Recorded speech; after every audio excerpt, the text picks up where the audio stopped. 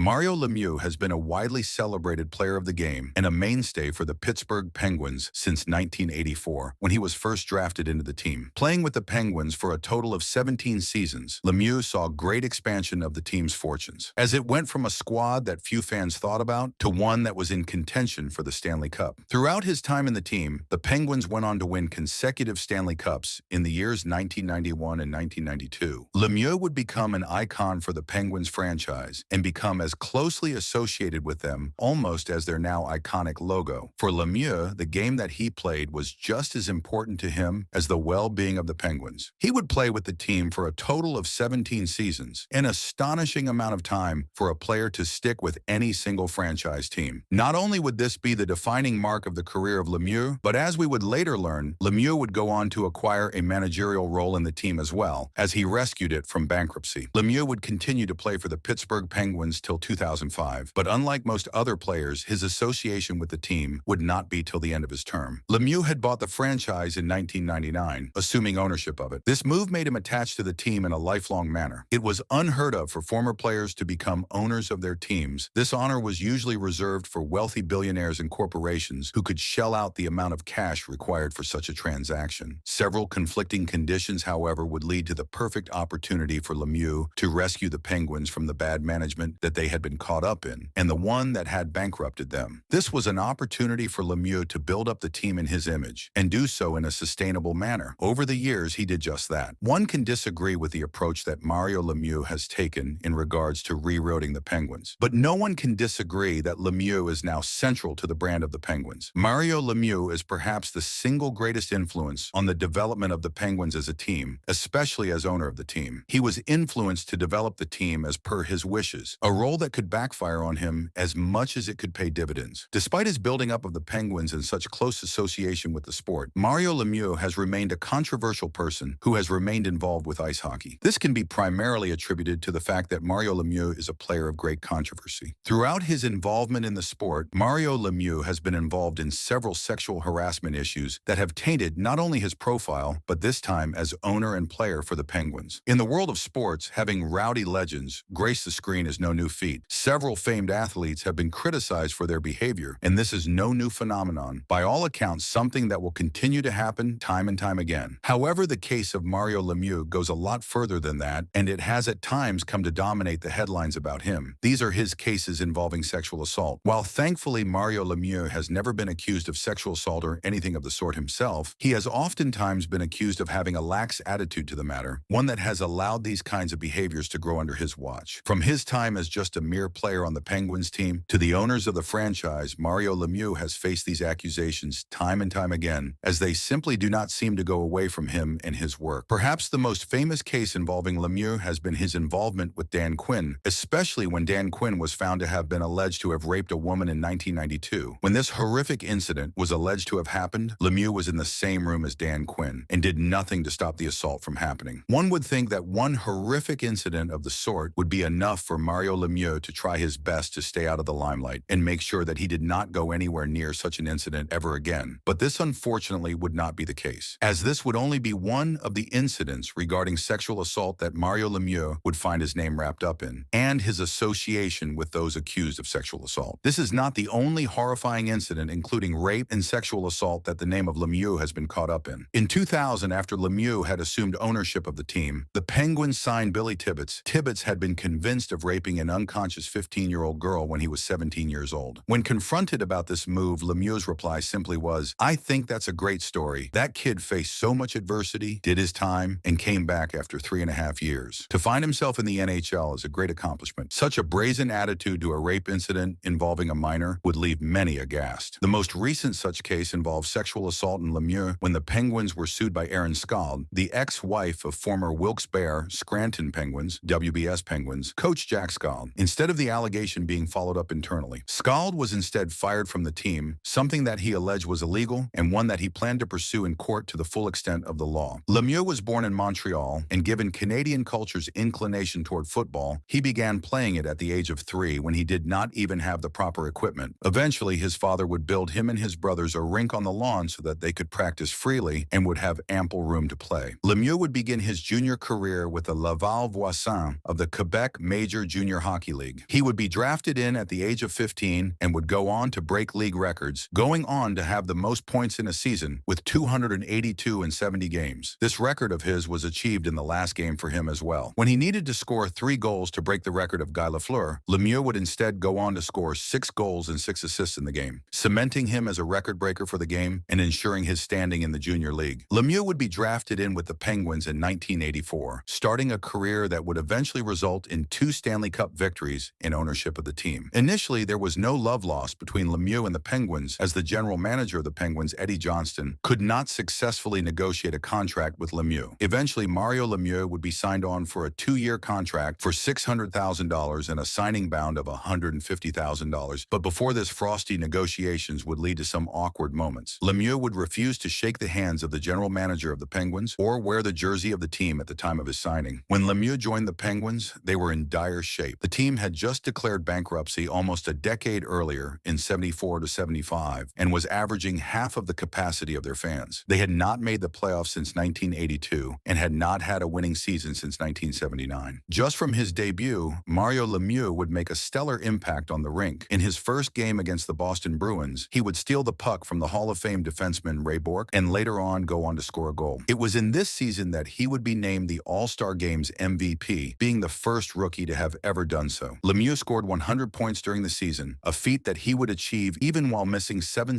games. Mario Lemieux would go on to win the Calder Trophy for his performance in the season, earning him widespread appeal not just from the fans and commentators of the sport, but from the league itself as well. Mario Lemieux proved that he wasn't just a one-hit wonder in the league, with him scoring 141 points in the next season. This was an amazing feat to achieve in one's second season, and it only showed how much Lemieux had grown as a player and the potential he had. Lemieux's finish was only second in the league behind Wayne Gretzky, who scored an NHL record 215 points. You work hard, you can do a lot of things in life, and that's what I'm doing, working hard and try to be one of the best.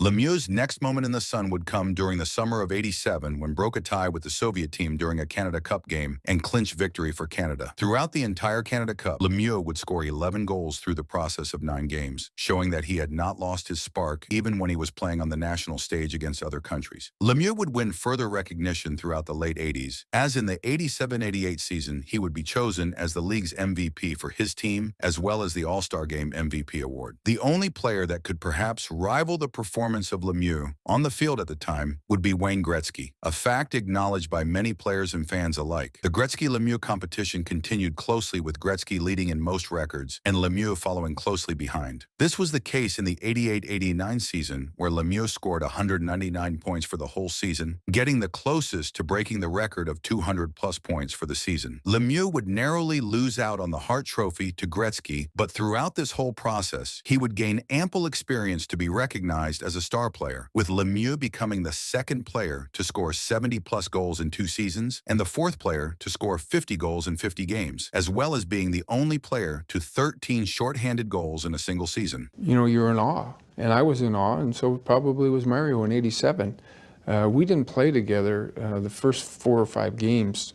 It was due to the performance of Lemieux that the Penguins would make the playoffs for the year and make their mark on the rink. It would be in the '88 seasons that Lemieux would make plays that would be career-defining. In a game against the New Jersey Devils, Lemieux was responsible for scoring 8 points and being the only player in NHL history to score a goal in all 5 possible game situations: even strength, power play, shorthanded, penalty shot, and empty net. To date, he is the only player to have ever done so, and this record remains with him. In the '89-'90 season, Lemieux would make another mark where he scored at least 1 point in 46 consecutive games. This almost put him on par with Gretzky's 51-game streak, which was the NHL record. Lemieux's streak could have continued as well if he did not have to leave a game due to an injury that left him unable to play. Lemieux's chronic health would begin to show here, as his back injury would later develop into a herniated disc and subsequently an inflection. This would mean that he would need back surgery and would be missing 50 games as a result of this. Despite this, when he would get back on the rink, Lemieux would still suffer from significant back pain, but he would still score 16 goals and 28 assists in the playoff, leading the Penguins over the North Stars for their first Stanley Cup.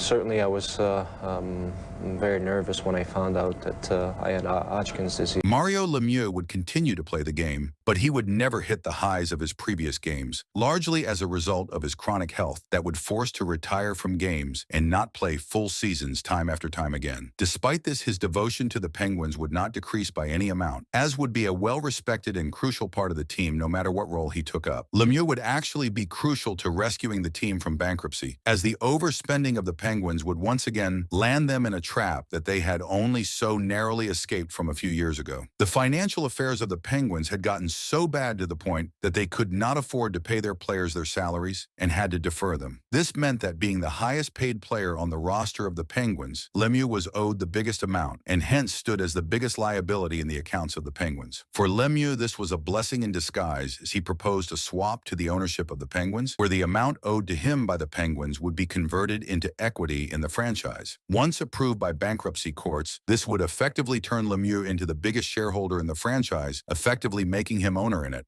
Using his new ownership of the team, Lemieux would turn the team around, going on first to pay back the salaries they owed to their players, and over time having the team turn a profit. To many, the efforts of Lemieux can solely be credited with rescuing the team. Despite his behaviors around the sexual assault cases, caused a discord about the behavior that Lemieux has fostered amongst his team, and how well it bodes for the future of the team.